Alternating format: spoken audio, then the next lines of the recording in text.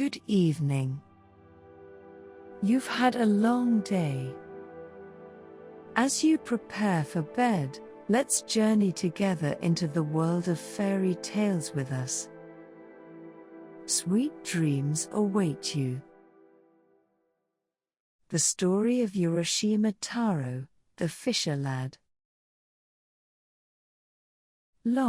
Long ago in the province of Tango there lived on the shore of Japan, in the little fishing village of Mizu no Yi, a young fisherman named URASHIMA Taro.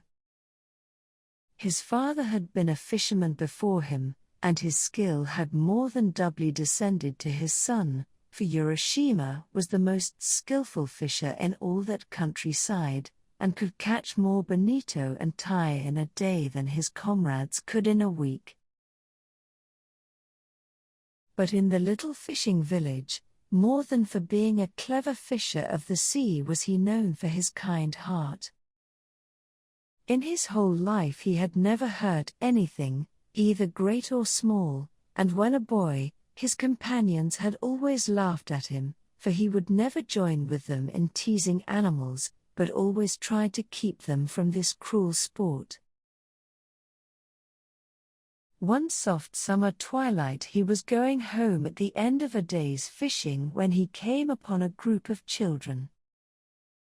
They were all screaming and talking at the tops of their voices, and seemed to be in a state of great excitement about something, and on his going up to them to see what was the matter he saw that they were tormenting a tortoise. First one boy pulled it this way, then another boy pulled it that way, while a third child beat it with a stick, and the fourth hammered its shell with a stone. Now URASHIMA felt very sorry for the poor tortoise and made up his mind to rescue it.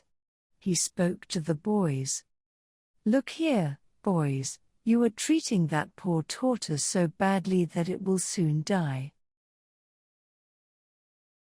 The boys, who were all of an age when children seem to delight in being cruel to animals, took no notice of URASHIMA's gentle reproof, but went on teasing it as before. One of the older boys answered, "Who cares whether it lives or dies? We do not. Here, boys, go on, go on." And they began to treat the poor tortoise more cruelly than ever. URASHIMA waited a moment, turning over in his mind what would be the best way to deal with the boys. He would try to persuade them to give the tortoise up to him, so he smiled at them and said, "I am sure you are all good, kind boys. Now won't you give me the tortoise? I should like to have it so much." "No, we won't give you the tortoise," said one of the boys. "Why should we? We caught it ourselves." "What you say is true," said URASHIMA, "but I do not ask you to give it to me for nothing. I will give you some money for it. In other words, the Oji-san uncle will buy it of you. Won't that do for you, my boys?" He held up the money to them, strung on a piece of string through a hole in the center of each coin. "Look, boys, you can buy anything you like with this money. You can do much more with this money than you can with that poor tortoise. See what good boys you are to listen to me." The boys were not bad boys at all, they were only mischievous, and as URASHIMA spoke they were won by his kind smile and gentle words and began to be of his spirit, as they say in Japan. Gradually they all came up to him, the ringleader of the little band holding out the tortoise to him. "Very well, Oji-san, we will give you the tortoise if you will give us the money." And URASHIMA took the tortoise and gave the money to the boys, who, calling to each other, scampered away and were soon out of sight. Then URASHIMA stroked the tortoise's back, saying as he did so, "Oh, you poor thing! Poor thing. There, there. You are safe now. They say that a stork lives for 1,000 years, but the tortoise for 10,000 years. You have the longest life of any creature in this world, and you were in great danger of having that precious life cut short by those cruel boys. Luckily I was passing by and saved you, and so life is still yours. Now I am going to take you back to your home, the sea, at once. Do not let yourself be caught again, for there might be no one to save you next time. All the time that the kind fisherman was speaking he was walking quickly to the shore and out upon the rocks, then putting the tortoise into the water he watched the animal disappear, and turned homewards himself, for he was tired and the sun had set. The next morning URASHIMA went out as usual in his boat. The weather was fine and the sea and sky were both blue and soft in the tender haze of the summer morning. URASHIMA got into his boat and dreamily pushed out to sea, throwing his line as he did so.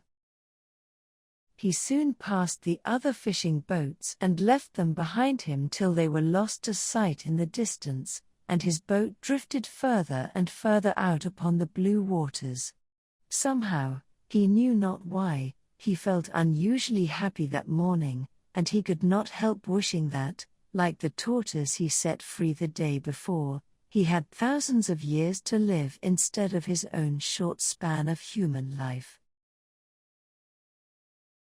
He was suddenly startled from his reverie by hearing his own name called. URASHIMA, URASHIMA.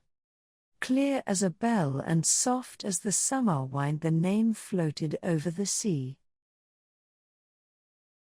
He stood up and looked in every direction, thinking that one of the other boats had overtaken him, but gaze as he might over the wide expanse of water, near or far there was no sign of a boat, so the voice could not have come from any human being. Startled, and wondering who or what it was that had called him so clearly, he looked in all directions round about him and saw that without his knowing it a tortoise had come to the side of the boat. URASHIMA saw with surprise that it was the very tortoise he had rescued the day before. "Well, Mr. Tortoise," said URASHIMA, "was it you who called my name just now?" The tortoise nodded its head several times and said, "Yes, it was I yesterday in your honorable shadow, O cage Summerda. My life was saved, and I have come to offer you my thanks and to tell you how grateful I am for your kindness to me." "Indeed," said URASHIMA, "that is very polite of you. Come up into the boat. I would offer you a smoke, but as you are a tortoise doubtless you do not smoke," and the fisherman laughed at the joke. He, laughed the tortoise, "Sake rice wine is my favorite refreshment, but I do not care for tobacco." "Indeed," said URASHIMA, "I regret very much that I have no sake in my boat to offer you, but come up and dry your back in the sun, tortoises always love to do that." So the tortoise climbed into the boat, the fisherman helping him, and after an exchange of complimentary speeches the tortoise said, "Have you ever seen Rinjin, the palace of the Dragon King of the Sea, URASHIMA?" The fisherman shook his head and replied, "No, year after year the sea has been my home, but though I have often heard of the Dragon King's realm under the sea, I have never yet set eyes on that wonderful place. It must be very far away, if it exists at all." "Is that really so? You have never seen the Sea King's palace? Then you have missed seeing one of the most wonderful sights in the whole universe. It is far away at the bottom of the sea, but if I take you there we shall soon reach the place. If you would like to see the Sea King's land, I will be your guide. I should like to go there, certainly, and you are very kind to think of taking me, but you must remember that I am only a poor mortal and have not the power of swimming like a sea creature such as you are. Before the fisherman could say more, the tortoise stopped him, saying, "What? You need not swim yourself. If you will ride on my back, I will take you without any trouble on your part." "But," said URASHIMA, "how is it possible for me to ride on your small back? It may seem absurd to you, but I assure you that you can do so. Try at once. Just come and get on my back, and see if it is as impossible as you think." As the tortoise finished speaking, URASHIMA looked at its shell, and strange to say he saw that the creature had suddenly grown so big that a man could easily sit on its back. "This is strange indeed," said URASHIMA. Then, "Mr. Tortoise, with your kind permission I will get on your back." "All right," he exclaimed as he jumped on. The tortoise, with an unmoved face, as if this strange proceeding were quite an ordinary event, said, "Now we will set out at our leisure," and with these words he leapt into the sea with URASHIMA on his back. Down through the water the tortoise dived. For a long time these two strange companions rowed through the sea. URASHIMA never grew tired, nor his clothes moist with the water. At last, far away in the distance a magnificent gate appeared, and behind the gate, the long, sloping roofs of a palace on the horizon. "Yah!" exclaimed URASHIMA. "That looks like the gate of some large palace just appearing. Mr. Tortoise, can you tell what that place is we can now see?" "That is the great gate of the Rin-Jin Palace. The large roof that you see behind the gate is the Sea King's palace itself." "Then we have at last come to the realm of the Sea King and to his palace," said URASHIMA. "Yes, indeed," answered the tortoise, "and don't you think we have come very quickly?" And while he was speaking the tortoise reached the side of the gate. "And here we are, and you must please walk from here." The tortoise now went in front, and speaking to the gatekeeper, said, "This is URASHIMA TARO, from the country of Japan. I have had the honor of bringing him as a visitor to this kingdom. Please show him the way." Then the gatekeeper, who was a fish, at once led the way through the gate before them. The red bream, the flounder, the sole, the cuttlefish, and all the chief vassals of the Dragon King of the Sea now came out with courtly bows to welcome the stranger. "URASHIMA-sama, URASHIMA-sama. Welcome to the Sea Palace, the home of the Dragon King of the Sea. Thrice welcome are you, having come from such a distant country. And you, Mr. Tortoise, we are greatly indebted to you for all your trouble in bringing URASHIMA here." Then, turning again to URASHIMA, they said, "Please follow us this way," and from here the whole band of fishes became his guides. URASHIMA, being only a poor fisher lad, did not know how to behave in a palace, but, strange though it was all to him, he did not feel ashamed or embarrassed, but followed his kind guides quite calmly where they led to the inner palace. When he reached the portals, a beautiful princess with her attendant maidens came out to welcome him.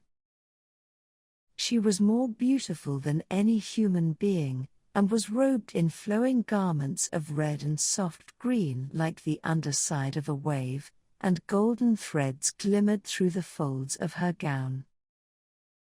Her lovely black hair streamed over her shoulders in the fashion of a king's daughter many hundreds of years ago, and when she spoke her voice sounded like music over the water.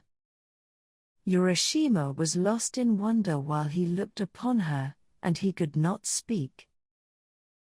Then he remembered that he ought to bow, but before he could make a low obeisance the princess took him by the hand and led him to a beautiful hall, and to the seat of honor at the upper end, and bade him be seated.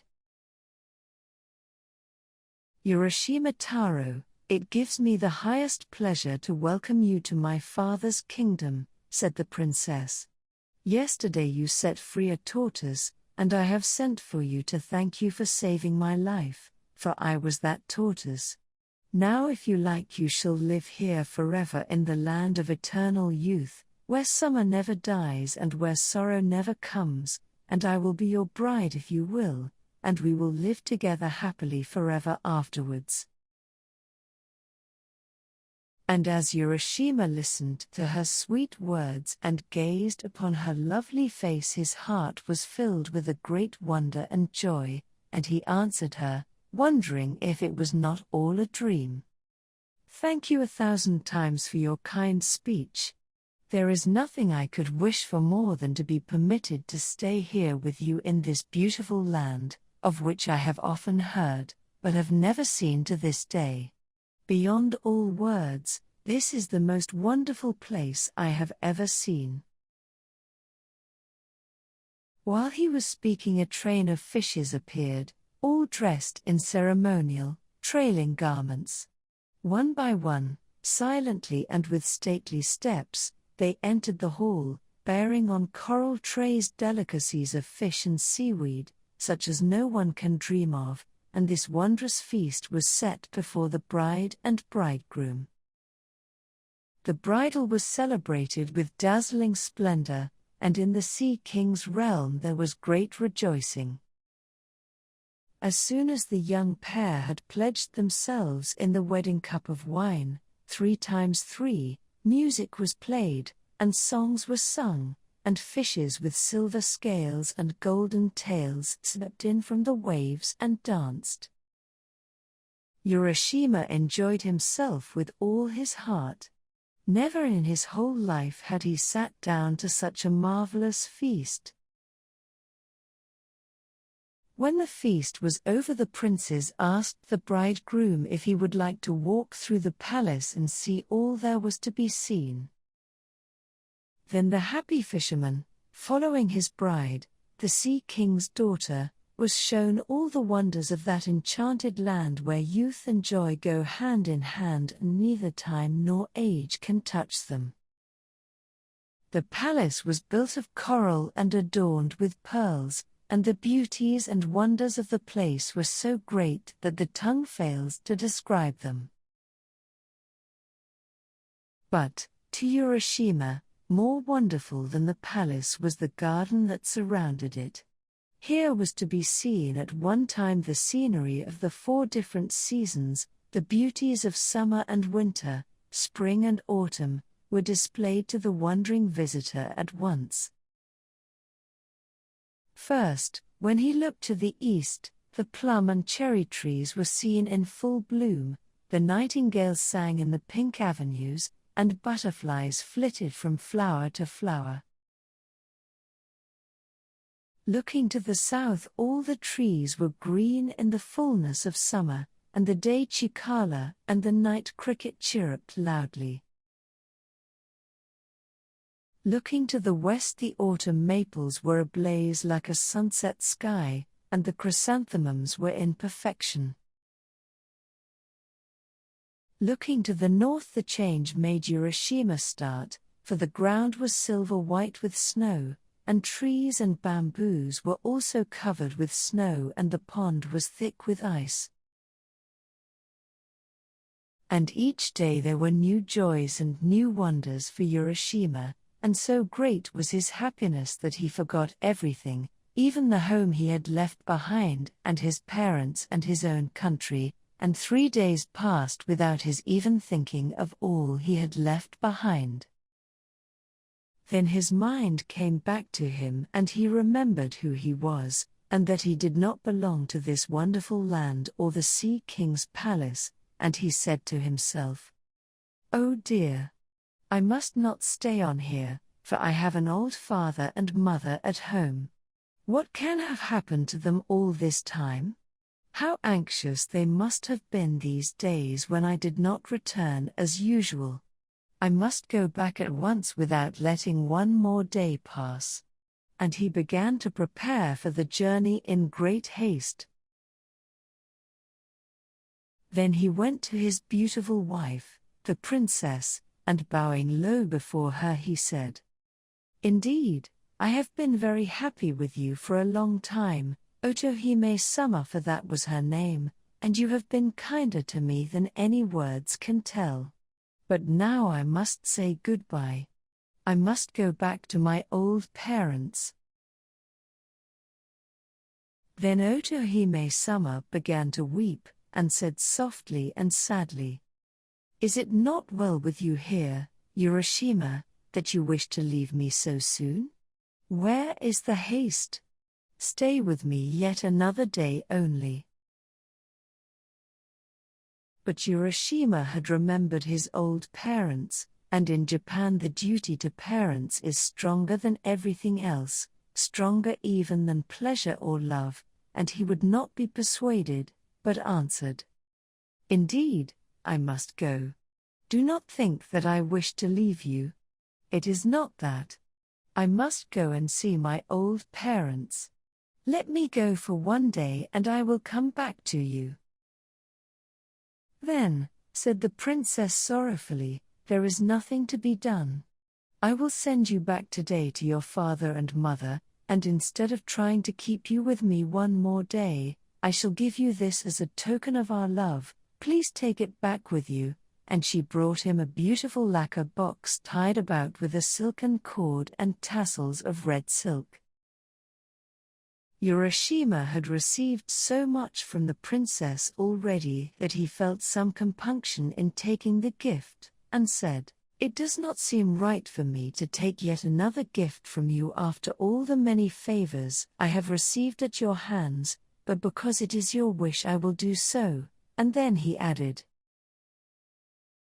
"Tell me, what is this box?" "That," answered the princess, "is the Tomotebako box of the jewel hand, and it contains something very precious. You must not open this box, whatever happens. If you open it, something dreadful will happen to you. Now promise me that you will never open this box." And Urashima promised that he would never open the box whatever happened. Then bidding goodbye to Otohime-sama, he went down to the seashore, the princess and her attendants following him, and there he found a large tortoise waiting for him. He quickly mounted the creature's back and was carried away over the shining sea into the east. He looked back to wave his hand to Otohime-sama till at last he could see her no more, and the land of the Sea King and the roofs of the wonderful palace were lost in the far, far distance. Then, with his face turned eagerly towards his own land, he looked for the rising of the blue hills on the horizon before him. At last the tortoise carried him into the bay he knew so well, and to the shore from whence he had set out. He stepped onto the shore and looked about him, while the tortoise rowed away back to the Sea King's realm. But what is the strange fear that seizes Urashima as he stands and looks about him? Why does he gaze so fixedly at the people that pass him by, and why do they in turn stand and look at him? He sure is the same and the hills are the same, but the people that he sees walking past him have very different faces to those he had known so well before. Wondering what it can mean, he walks quickly towards his old home. Even that looks different, but a house stands on the spot, and he calls out, "Father, I have just returned." And he was about to enter, when he saw a strange man coming out. "Perhaps my parents have moved while I have been away, and have gone somewhere else," was the fisherman's thought. Somehow he began to feel strangely anxious, he could not tell why. "Excuse me," said he to the man who was staring at him, "but till within the last few days I have lived in this house. My name is URASHIMA TARO. Where have my parents gone whom I left here?" A very bewildered expression came over the face of the man, and, still gazing intently on URASHIMA's face, he said,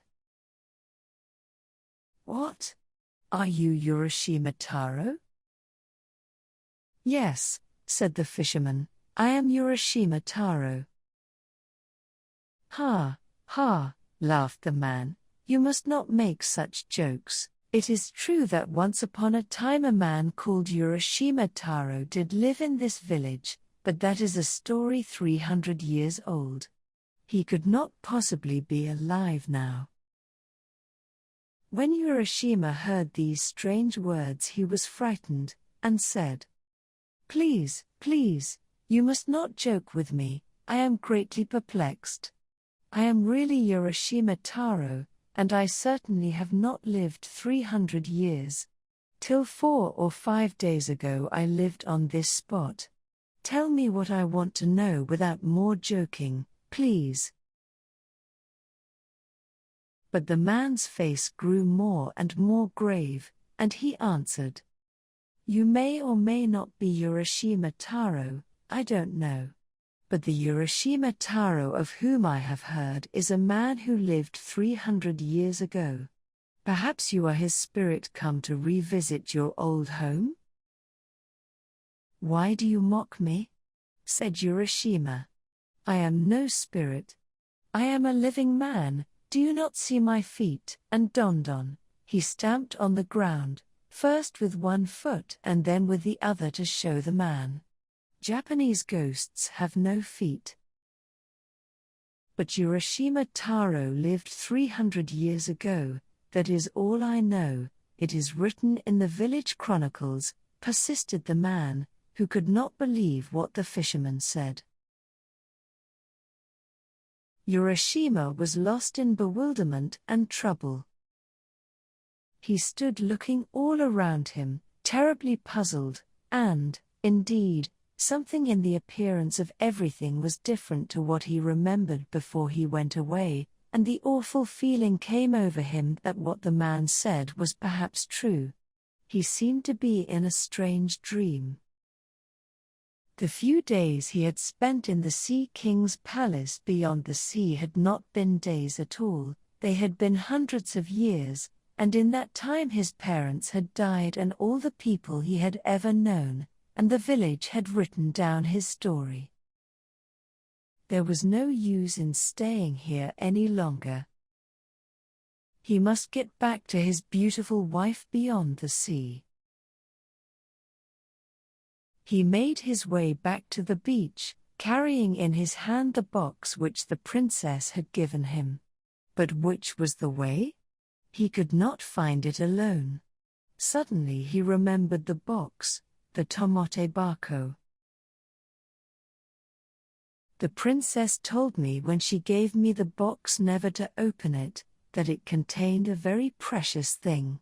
But now that I have no home, now that I have lost everything that was dear to me here, and my heart grows thin with sadness, at such a time, if I open the box, surely I shall find something that will help me, something that will show me the way back to my beautiful princess over the sea. There is nothing else for me to do now. Yes, yes, I will open the box and look in. And so his heart consented to this act of disobedience, and he tried to persuade himself that he was doing the right thing in breaking his promise. Slowly, very slowly, he untied the red silk cord, slowly and wonderingly he lifted the lid of the precious box. And what did he find? Strange to say, only a beautiful little purple cloud rose out of the box in 3 soft wisps. For an instant it covered his face and wavered over him as if loath to go, and then it floated away like vapor over the sea. Urashima, who had been till that moment like a strong and handsome youth of 24, suddenly became very, very old. His back doubled up with age, his hair turned snowy white, his face wrinkled, and he fell down dead on the beach. Poor Urashima! Because of his disobedience he could never return to the Sea King's realm or the lovely princess beyond the sea.